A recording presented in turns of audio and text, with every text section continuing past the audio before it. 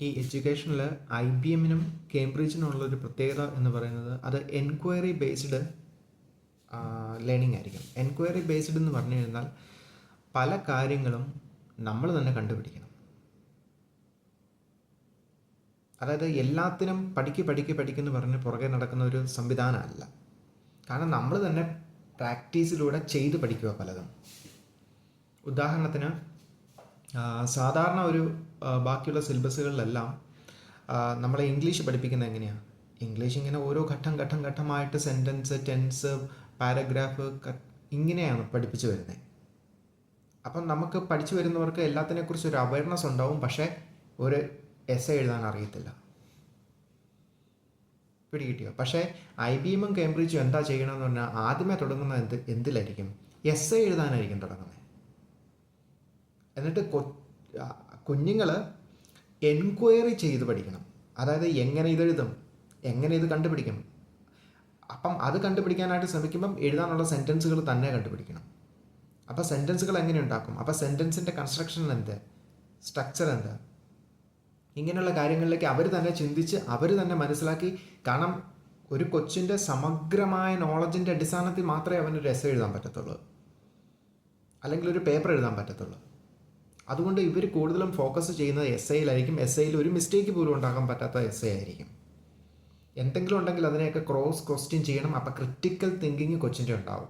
അതായത് ചുമ്മാ നോളജ് കേൾക്കുമല്ല, കേട്ട നോളജ് എല്ലാം ശരിയാണോ എന്ന് പരീക്ഷിച്ച് മനസ്സിലാക്കി എടുക്കേണ്ട ഒരവസ്ഥയും കൂടി അതിനകത്തുണ്ട്. അപ്പം എന്ത് നിഗമനങ്ങളുടെ അടിസ്ഥാനത്തിലാണ് ഈ ഒരു റൈറ്റർ എഴുതിയേക്കുന്ന കാര്യങ്ങൾ ശരിയാണെന്ന് പറയുന്നത്? അപ്പം അതിനെ ക്രോസ് ക്വസ്റ്റ്യൻ ചെയ്യുന്നുണ്ട്. അപ്പം കുഞ്ഞിന് ആ കാര്യമായിട്ട് യോജിക്കാൻ പറ്റുന്നില്ലെങ്കിൽ എന്തുകൊണ്ട് യോജിക്കാൻ പറ്റുന്നില്ല എന്ന് പറയുന്ന ഒരു അനലറ്റിക്കൽ വ്യൂ പോയിൻറ്റും ഒരു ക്രിട്ടിക്കൽ തിങ്കിങ്ങും ഇതിനകത്ത് പ്രധാനപ്പെട്ടതാണ്. ഒരിക്കലും ഫണ്ടമെൻ്റലായ കാര്യങ്ങൾക്ക് അവർ പ്രാധാന്യം ഉണ്ടെങ്കിലും ഫണ്ടമെൻ്റൽ കാര്യങ്ങളെ ഫോഴ്സ് ചെയ്യാനല്ല കൊച്ചിനോട് ഇവിടെ ആവശ്യപ്പെടുന്നത്. ഡീപ്പ് ലെവലിലുള്ള നോളജിലേക്ക് ആദ്യമേ തന്നെ കൈവയ്ക്കുക. ബാക്കിയുള്ളതെല്ലാം തന്നെ പുറകെ വന്നോളൂ, തന്നെ പഠിച്ചെടുക്കണം. അതിനുള്ളൊരു സിസ്റ്റം അവരുണ്ട്. അത് നമുക്കിവിടെ അപ്ലൈ ചെയ്യാനായിട്ട് നമ്മൾ തന്നെ പഠിച്ച് ശ്രമിച്ച് അപ്ലൈ ചെയ്തുകൊണ്ടിരിക്കും. സ്റ്റാൻഡേർഡിനനുസരിച്ച് നമ്മൾ ഉയർന്നു വരിക. അതാണ് ഇതിനകത്തെ ഏറ്റവും വലിയ പ്രത്യേകത. പിന്നെ ഹോളിസ്റ്റിക് ഡെവലപ്മെൻ്റ് ആണ്. കാരണം ഒരു കൊച്ചിൻ്റെ ഇൻഡിവിജ്വലായിട്ടുള്ള എബിലിറ്റി വർദ്ധിക്കും, ഇൻഡിവിജ്വലായിട്ടുള്ള പേഴ്സണൽ ക്വാളിറ്റീസ് എബിലിറ്റി വർദ്ധിക്കും, അതോടൊപ്പം നോളജും വർദ്ധിക്കും. അതായത് ഈ നോളജ് ഉപയോഗിക്കണമെങ്കിൽ അവൻ എന്ത് സ്കില്ലുണ്ട് അതവൻ മോഡിഫൈ ചെയ്തെടുക്കണം. അതുകൊണ്ട് സ്വന്തമായ അറിവും സ്വന്തമായ ഫീൽഡും കണ്ടെത്തി ആ ഫീൽഡിലേക്ക് ഫോക്കസ് ചെയ്യുന്നതോടൊപ്പം ബാക്കി എല്ലാ ഫീൽഡും പഠിച്ചിരിക്കുകയും വേണം. ഇതുമായിട്ടൊക്കെ കണക്ട് ചെയ്യുന്ന കാര്യങ്ങളൊക്കെ പഠിക്കും. പിന്നെ ഇൻ്റർനാഷണൽ ലെവലിലാണ്. കാരണം ഇവിടെ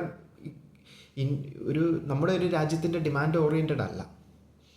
ഏത് രാജ്യത്ത് പോയാലും ഇവർക്ക് കാര്യങ്ങൾ ചെയ്യാൻ ഈസി ആയിരിക്കും. ഇവർക്ക് ടെൻഷനോ പേടിയോ സങ്കോചമോ ഒന്നും കാണത്തില്ല.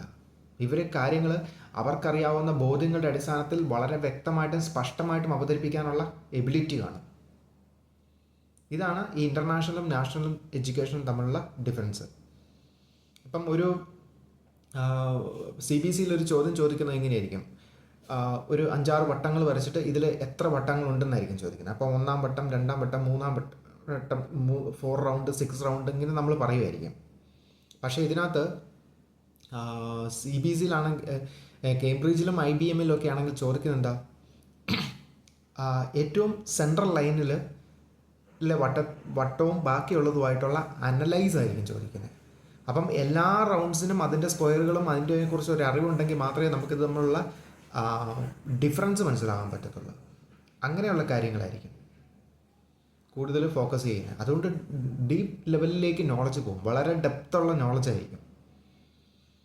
സൂപ്പർഫിഷ്യലായിട്ടുള്ള കാര്യങ്ങൾ ഇവർ അധികം ഫോക്കസ് ചെയ്യുന്നില്ല. ചെയ്യാത്തതിൻ്റെ കാരണം ഡീപ്പ് ലെവലിലേക്ക് സ്റ്റാർട്ടിങ് പോയിന്റ് തുടങ്ങുമ്പം സൂപ്പർഫിഷ്യൽ ലെവലിലേക്കുള്ള നോളജ് തന്നെ വരിക. നല്ല ആഴത്തിൽ വേരോടി ഒരു മരം നിർമ്മിച്ചെടുക്കുന്ന പോലത്തെ പരിപാടിയാണ് ഇവിടെ IBMലും കേംബ്രിഡ്ജിലും നടക്കുന്നത്. പക്ഷേ ഹ്യൂജ് എക്സ്പെൻസീവാണ് എഡ്യൂക്കേഷൻ.